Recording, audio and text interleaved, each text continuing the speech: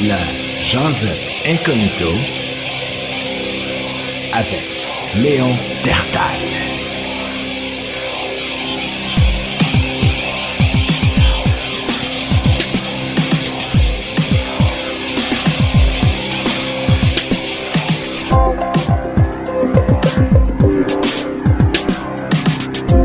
Léon Dertal, la Jazette Incognito.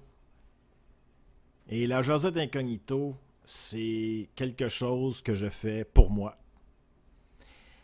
Ça peut paraître bizarre, mais je regarde des gens qui ont du succès au Québec avec leur podcast et là, ils vont sur tous les réseaux qu'ils peuvent pour pouvoir attirer le plus de monde possible. Et là, il y a quelque chose qui se passe avec le phénomène Internet et encore plus depuis les réseaux sociaux comme Facebook, Instagram, Twitch et TikTok, qui est le plus récent, je crois. C'est juste de voir à quel point il y a de la haine. La haine prédomine. Les trolls qu'on appelle, les gens qui, je ne sais pas pour quelle raison, ils vont chercher un confort là-dedans. C'est sûr qu'ils vont chercher un confort à très court terme. C'est pas le genre d'action qui fait qu'à moyen terme, tu es fier de toi, là, d'aller sur, je sais pas moi, le podcast d'une personne, puis aller te créer 8 comptes différents, puis chier de la merde. Parce que on dirait qu'il y en a qui passent leur vie à faire ça. Et moi, je me suis dit, regarde, moins il y a de monde qui va écouter ça, moins je vais avoir à dealer avec ça. Ça me tente pas. C'est pas parce que je pense que les gens sont pas importants ou, tu sais, c'est vrai que une personne qui a du succès et même qui peut, par exemple, vivre de ça, je me dis, c'est vrai que c'est normal qu'il redonne à ses fans éventuellement. Et des commentaires, même des fois qui peuvent être techniquement négatifs, mais constructifs pareil, à un moment donné, c'est qu'il y a comme une ligne dans les commentaires qui est dépassée, puis là, à un moment donné, c'est fou à quel point les gens dans les commentaires peuvent être blessants. Les commentaires que je peux lire sur des gens qui ont des chaînes YouTube ou peu importe, ça brise toute la magie de tout ça. Donc, je comprends les gens qui désactivent les commentaires, qui font fuck off. Et c'est mon cas, j'ai pris cette décision-là. Même si j'ai eu 0 commentaire. Ah non, c'est vrai, j'en ai eu un, en tout cas. Je crois que c'était mon père. Oui, qui avait fait un commentaire. Et d'ailleurs, qui disait mon vrai nom dans le commentaire. Ça m'avait fait rire. C'est juste drôle. Mais je tenais depuis le départ à peut-être pas masquer ma voix. S'il y en a qui me reconnaissent, good, là. Mais tu sais, le but, c'est juste de me dire, je peux-tu juste faire ce 35 minutes-là sans avoir à dealer avec les mange-mardes de ce monde qui, je sais pas s'ils travaillent ce monde-là, mais tu sais, je veux dire, moi, je travaille quand même des bonnes semaines. Tu sais, je veux dire, une semaine normale, de 40 heures, mais j'ai pas le temps, moi, le soir, là, de commencer à m'asseoir 1 heure et à envoyer du hate à tout le monde que j'aime pas. Moi, les gens que j'aime pas, que ce soit sur YouTube, que ce soit peu importe où, ben, je vais pas les voir, tu sais, j'ai pas le temps. C'est juste ça que je me dis des fois, les haters, où vous prenez votre temps. C'est certainement pas quelque chose qui est proactif, ou ben, qui est productif, de se dire, je prends du temps dans ma journée pour aller détruire quelqu'un. Je vais trouver quelque chose. Je vais trouver quelque chose, puis il va tomber. Il dormira pas à soir. Donc moi, je me suis dit, ça me tente pas de dealer avec ça. Et j'ai aucun problème à pas avoir d'abonnés et avoir personne qui écoute. Mais je me suis dit, je me permets d'enlever les commentaires. J'ai pas envie. Puis là, tu sais, ils vont poser, t'es-tu un tel, à Josette Incognito? Hein? Ils veulent savoir c'est qui en arrière du micro, je le sais pas. Non, moi, même quand j'étais jeune, mon rêve, c'était de devenir un grand rocker. Puis, tu sais, puis plus le temps avance, plus je me rends compte que être sous les projecteurs, c'est l'enfer. C'est l'enfer. Je pense que j'aimerais mieux être extrêmement pauvre dans un et demi. Je sais pas. Ça. Oui, c'est quelque chose qui. Tu réalises un rêve, la personne qui voulait faire ça toute sa vie, mais la moindre petite erreur que la personne va faire, tu vas être dans tous les médias. On a Guillaume le Métivierge qui s'est encore mis dans la merde avec son boulot, là. Ah. Mais moi, j'en reviens. Je parlais des vedettes dans mon autre podcast. Mais moi, tu sais, c'est peut-être moi qui est trop froid par rapport à tout ça ou qui est comme un peu, comment je dirais, peut-être que je suis un petit peu dur. Mais moi, j'ai le goût de dire, hey, de toute façon, j'étais écœuré de le voir.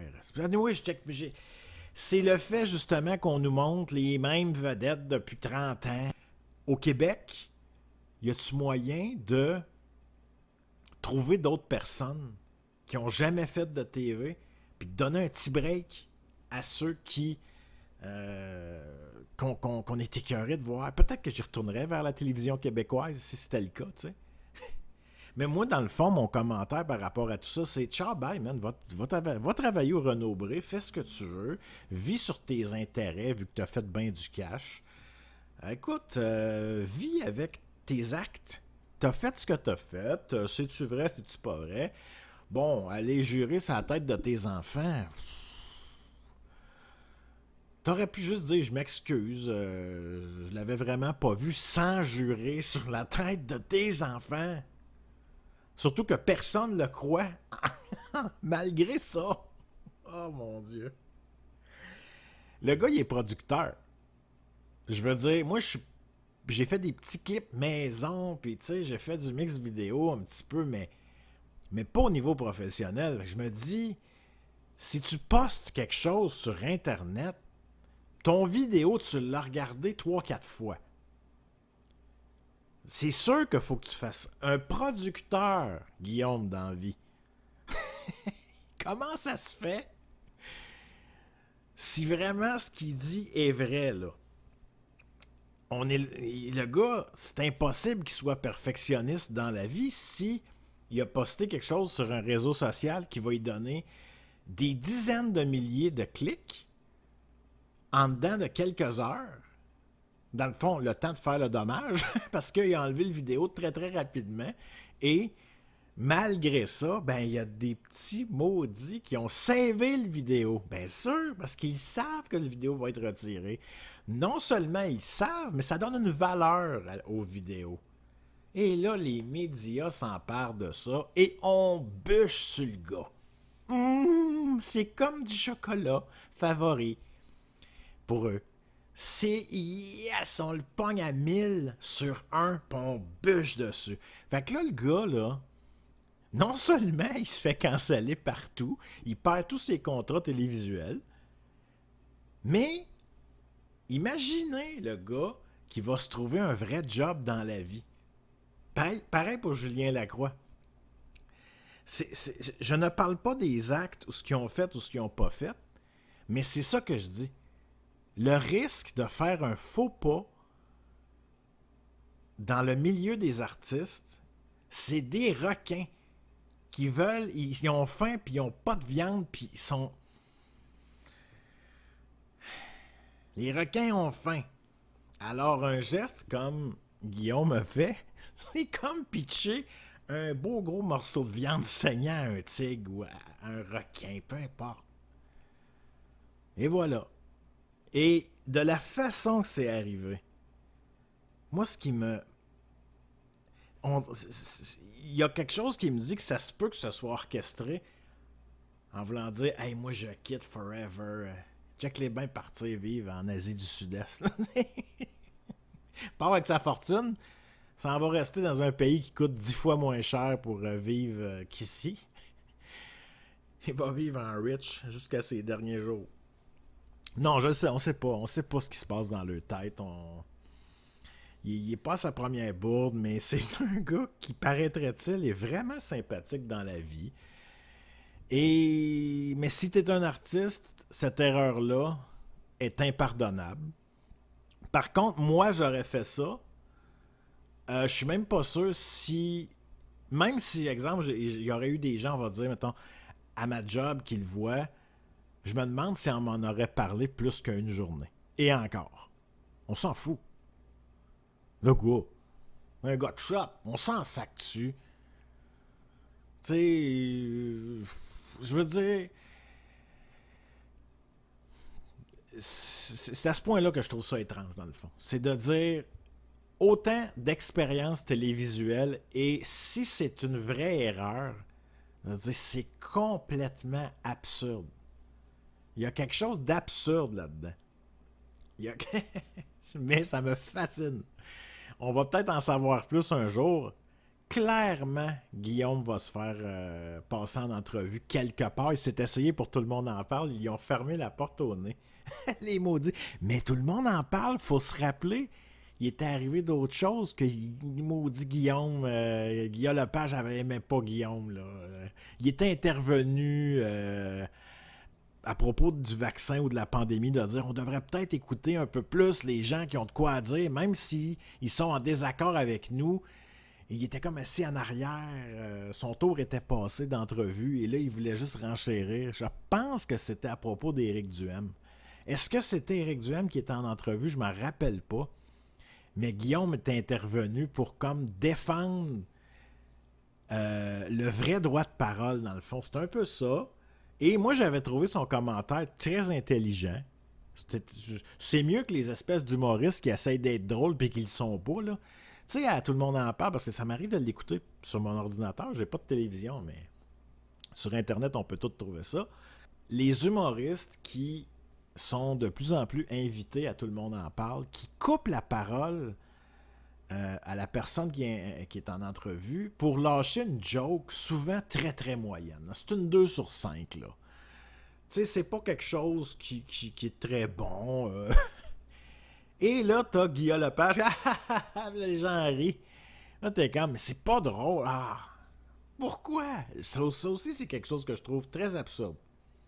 Cette espèce de droit de passage-là à certains humoristes très peu drôles qui coupent la parole. Et là, t'as Anaïs Favron, je sais pas trop, là, c'est des fois qui est là. Puis là, lâche de quoi? Puis elle, là, est comme hautaine un peu, elle se trouve drôle. Moi, je suis comme, Colin.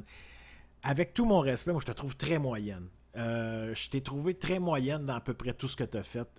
Et je suis très généreux. Anaïs Favron, pour moi, c'est une dame qui a droit au respect, mais t'es moyenne. Tu sais, moi, le poil lève pas, là. Ton petit caractère un peu à... je suis une petite garçonne, je sais pas trop comment le dire. Mais moi, elle m'énerve, tu sais, puis c'est mon droit de le dire. Mais si j'étais un artiste de la clique et que je le pensais, il faudrait que je ferme ma gueule avec ça, hein? Ah oui. Si tu te mets une personne de la clique à dos, tu te mets la clique à dos. Donc, ce que tu as à la télévision, c'est des gens faunés. Parce que ces gens-là aiment pas tout le monde, puis aimeraient ça dire certaines choses sur certains acteurs, et etc. Je me rappelle Normand Bradois en entrevue avec Paul Arcand qui sort des révélations. Allez réécouter cette entrevue-là. Des révélations sur certains artistes, plus qu'on pense, québécois, comédiens, chanteurs, peu importe, qui, de un, consomment beaucoup de drogue, et de deux, il y a de la pédophilie là-dedans. Et je trouve ça incroyable qu'on n'ait pas été plus loin avec cette confidence-là, d'ailleurs. Comment ça se fait que... C'est clair et net que Normand Brathwaite, en sortant ça, l'a pas dit. Il a été un petit peu maladroit, je pense. Mais il y a comme un non-dit là-dedans que moi j'ai capté qui serait je connais des noms, je sais des noms, je connais des gens. Ça se peut pas qu'ils disent ça sans savoir quelques noms. Donc, mais comme il fait partie de la clique, je pense, on y calisse la paix. Et ça, moi, je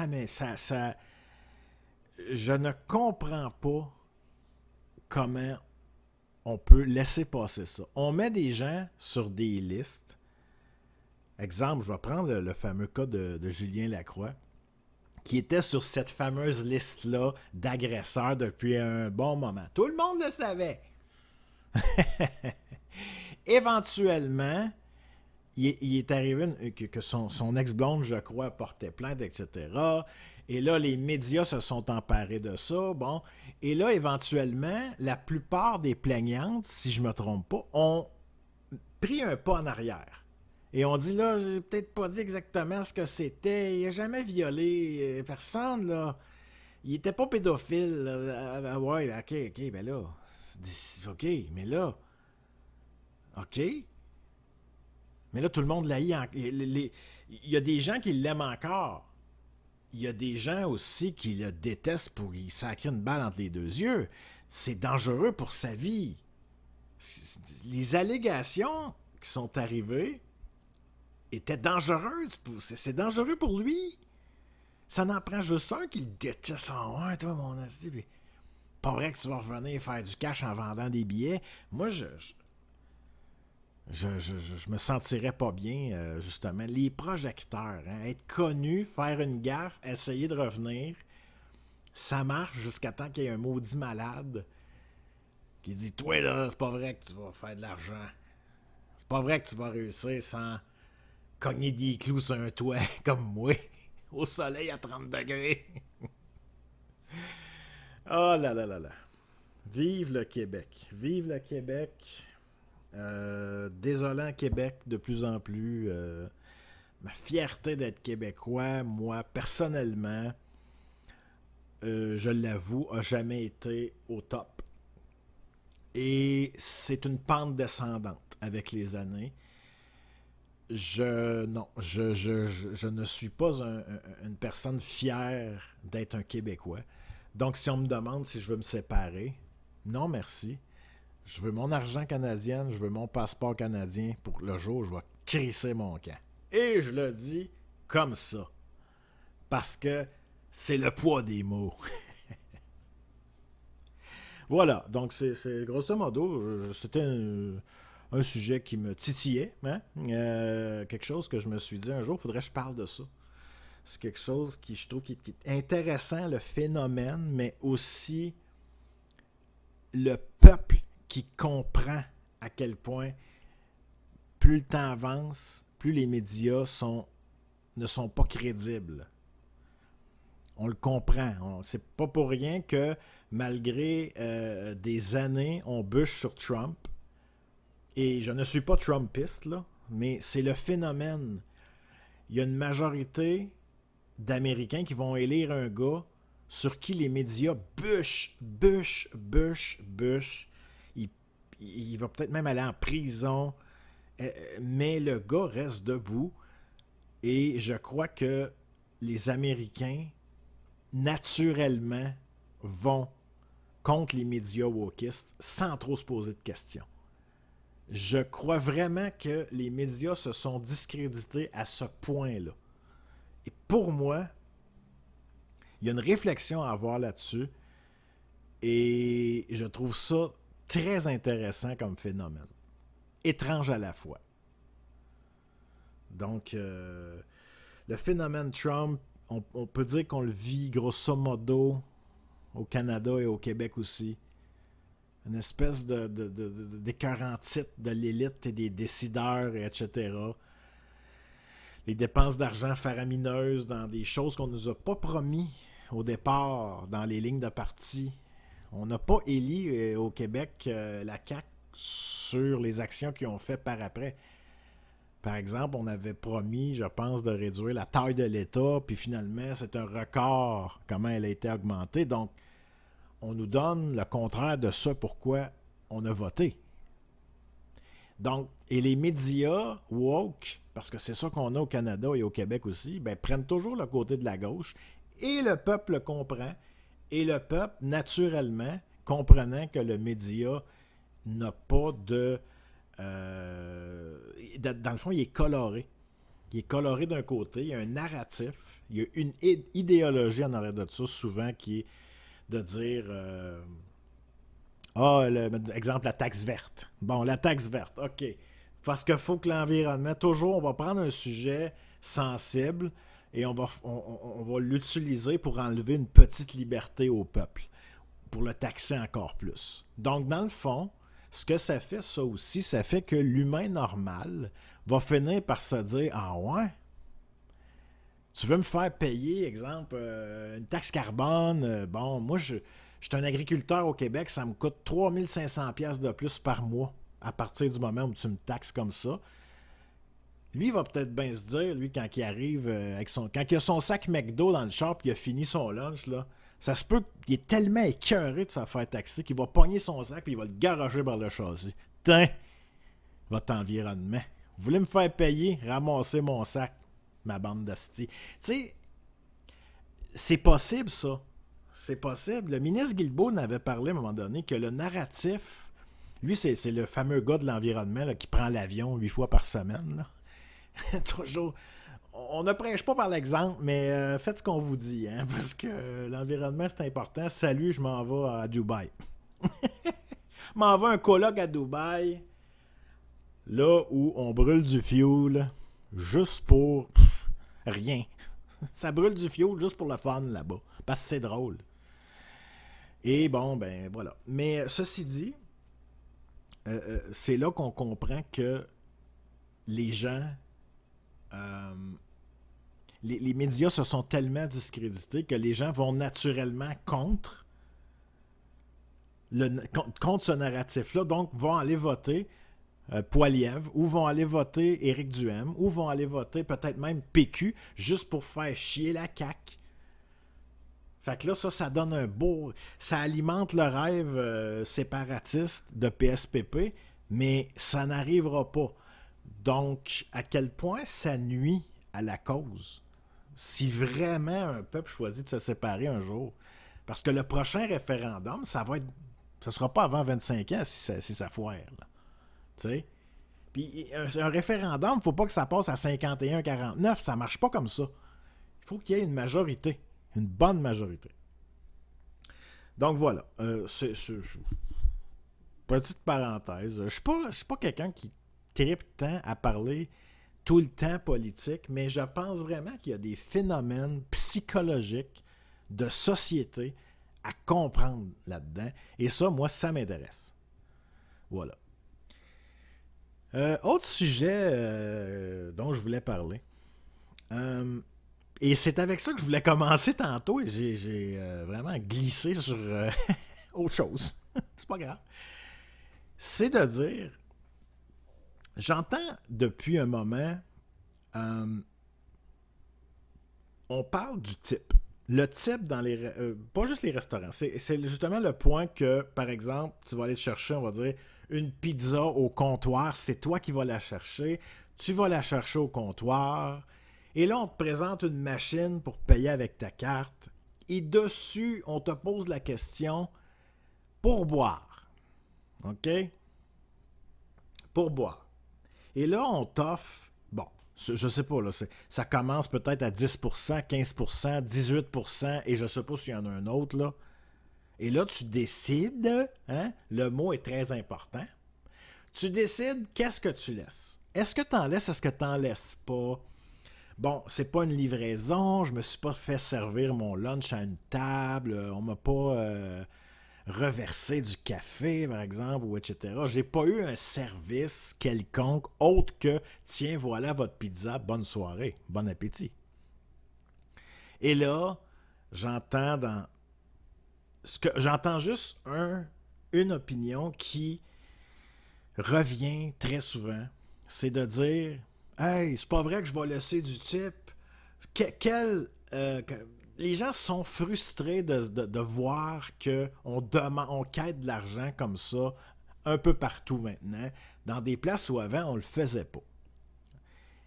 Et je vois là-dedans un comportement, je pense, au Québec, qui est contagieux. Au Québec particulièrement, je crois.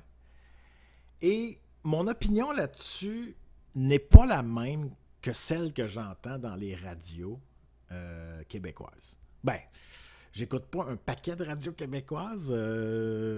J'écoute Radio X. Je vais le dire, j'ai pas peur de le dire. J'écoute Radio X parce que, premièrement, c'est une radio parlée, mais aussi parce que j'ai l'impression que même si souvent je ne suis pas d'accord, je peux le dire, avec leurs propos ou leurs opinions, ils les assument. Et ils se mettent un petit peu en danger parce qu'ils sont encore là sous les projecteurs. Et j'aime la talk radio. T'sais. Donc, j'aime beaucoup écouter ça, ou des podcasts, ou peu importe. Mais c'est de dire, j'entends toujours l'opinion qui revient. Je suis contre ça, moi, qu'on me demande du type. C'est pas vrai que je vais en laisser si je vais chercher une pizza au comptoir, etc. Puis si je vais chercher un sundae, puis ils font juste me faire le sundae puis me le donner. Et moi, je vais y arriver. Mon opinion là-dessus, c'est mon observation du Québécois typique. C'est une espèce qui n'est pas capable, qui est dans l'inconfort quand il a à dire non. Le Québécois typique, plutôt que juste dire non, je t'en laisse pas, et de l'autre côté, la personne, il n'y arrivera rien. Puis si jamais une personne te dit « vous ne laissez pas de type », ben tu y expliques ton point. Par contre, moi, ce que j'aime de ça, c'est que si, par exemple, j'ai fini ma semaine de travail, on est vendredi, etc., par exemple, et tiens, je me paye une poutine, hein? Je le mérite, j'ai travaillé fort, bon. Alors là, j'arrive au comptoir et la personne à la caisse, très souriante, elle me fait passer un beau moment, cette personne-là. Ça paraît pas, mais c'est ça pareil. C'est ça être professionnel. Tu embellis un moment de ma journée et je vais manger une bonne poutine ou une pizza dans quelques minutes. T'es heureux. Si moi, au moment de payer, je constate que j'ai été bien servi, tu m'as même donné un petit éclat de bonheur, pourquoi je t'en laisserais pas du type si j'ai le goût? Si moi, je me donne le droit de dire non quand j'ai le goût de dire non, je peux-tu me donner le droit de dire oui? Je trouve que c'est une belle façon de dire à la personne qui t'a servi, même si c'est juste au comptoir, « Hey, merci. Merci. Je sais qu'on est en pénurie de main-d'œuvre. Je sais que cette personne-là a un salaire pas mal moindre que le mien. C'est pas pour braguer, c'est pas pour me vanter. Je suis incognito. Personne ne sait. Fait que c'est... Pour moi, j'y ai fait un plaisir. J'ai fait plaisir à cette personne-là qui était géniale. Bon, si j'arrive dans cette même place-là et que la personne est complètement pas sympathique, tout ça, le climat est à chier, ça se peut que j'en laisse moins, mais la plupart du temps, personnellement, même dans ces situations-là, j'en laisse. J'en laisse parce que je sais que ça ne doit pas être facile de travailler, exemple, dans une cuisine à chaleur. Étant soudeur, je sais c'est quoi la chaleur. C'est difficile. Ça respire pas. Et vous me faites ma bouffe. Vous me faites ma bouffe. Vous êtes là. Vous êtes au poste. Merci d'être là. La pizza va être bonne. Une bonne Salvatore, hein? Oh! De temps en temps. Moi, quand j'y vais, là, avec l'application, de temps en temps, j'ai une poutine gratuite, une pizza gratuite qui pop. Ils me donnent du lunch en plus. C'est pas mauvais de temps en temps, tu sais. Mais c'est ça, c'est que dans le fond, moi je vois une hypocrisie là-dedans. En tant que Québécois, le Québécois qui ne sait pas dire non. Ça fait mal dire non au Québec, hein? Mais cette machine-là, à pourboire, est bonne pour vous parce que ça vous fait pratiquer le respect de vous-même. Si vous vous respectez, le jour où vous allez avoir cette pratique-là de respect de soi-même dans la vie de tous les jours, cette machine à pourboire-là vous dérangera plus. Et c'est le fun d'avoir la chance de dire merci par cette machine-là, moi je trouve. Ayant le choix d'en laisser ou pas. Voilà. C'était mon opinion sur le type qu'on nous demande de plus en plus. Et ça me fait penser à quelque chose. Il y a une place où j'ai été, je vais le dire, c'est Fromagerie Victoria. Il y a une commande à l'auto. J'y ai pas été souvent. Mais à un moment donné, j'arrive là. Et eux, ce qu'ils font, les petits maudits. Oh oui. Ah, ils sont wise. Non, mais. Et maudit que c'est bon. C'est que eux, là, quand t'arrives à machine c'est pas à machine, à commande à l'auto, là, t'arrives à petite fenêtre qu'elle ouvre. Bonjour, monsieur. Hey, ils sont smart, là. Sont trainés, là. Sont trainés pour ça. C'est vraiment bon. Bonjour. Alors, ça va faire, puis elle est chère, là. Une poutine là-bas, elle est chère, mais elle est bonne. Tu sais, bon, OK. C'est un petit luxe qu'on se paye une fois de temps en temps, c'est pas grave. Mais là, la machine pour payer avec la carte, elle te la donne pas. Elle la garde. Donc, verbalement, elle te pose les questions. Donc, si tu laisses pas de type, fait que là, dans le fond, je vais y aller dans l'ordre que la personne va faire. Bonjour, ça va faire 16,99. Est-ce que vous laissez du pourboire? Et là, le Québécois typique, n'étant pas capable de dire non, ben là, la majorité de ces gens-là qui sont incapables de se respecter s'ils ne veulent pas en laisser, vont prends-toi 2 piastres. Fait que là, eux, juste par le fait qu'ils ne prêtent pas cette machine-là pour payer, font bien plus de types. Parce que même ceux qui détestent ça en laissent pareil parce qu'ils sont incapables de dire non.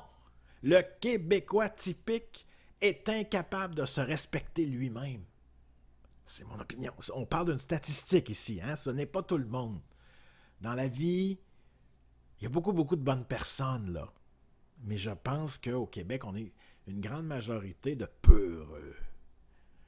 Peur de faire face à nos vraies convictions. T'as pas le goût d'en laisser du type? Laisse-en pas. C'est tout. Pratique-toi même à pas en laisser s'il faut. Voilà. Vous avez ce droit-là. Donc, au lieu d'y aller avec la frustration, pourquoi ils nous imposent ça? Ils te l'imposent parce qu'ils savent que tu n'es pas capable de dire non, de te respecter. Donc, personnellement, je crois que je suis une personne qui, avec le temps, a beaucoup cheminé. Et le respect de moi-même fait partie de ce cheminement-là. Et ça m'est arrivé de ne pas en laisser, mais moi, je préfère en laisser moins quand j'ai un service moyen et en laisser plus que le fameux 15%, et même au comptoir, quand vraiment j'ai eu un super service.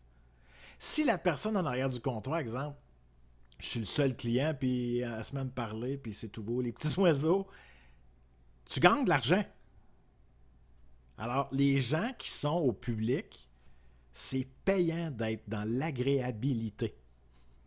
Même si dans le fond, vous ne filez pas pantoute, ou peu importe, cette attitude-là, ce comportement-là, indirectement, devient payant. Surtout quand la personne, par la suite, on lui demande « Voulez-vous laisser du type? » Je trouve ce phénomène-là hyper intéressant et j'aime entendre les opinions là-dessus qui sont souvent contraires aux miennes et c'est bien correct. Donc, c'était... c'était broche à foin pour le podcast. Une ferme. Non. Très mauvaise blague. Et c'est pour ça que j'adore avoir presque pas d'auditeurs. Ça fait beaucoup moins d'auditeurs pour juger mon humour douteux et pas très bon. Mais malgré ça, je suis encore là. Et c'est pour ça que je peux dire que c'était Léon Dertal pour la Jazette Incognito. Au revoir!